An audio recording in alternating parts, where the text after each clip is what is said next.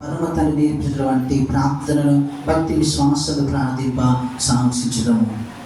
పరలోకమందున్న మా యొక్క తండ్రి, మీ నామము పూజింపబడును గాక. పరలోకమందున్న మా యొక్క తండ్రి, మీ నామము పూజింపబడును గాక, పూజింపబడును గాక. నీ రాజ్యము వచ్చును గాక,